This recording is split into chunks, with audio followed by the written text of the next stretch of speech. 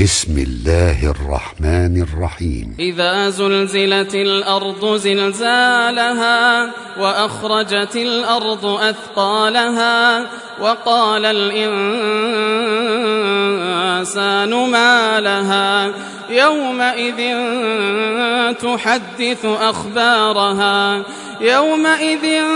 تحدث أخبارها بأن ربك أوحى لها يومئذ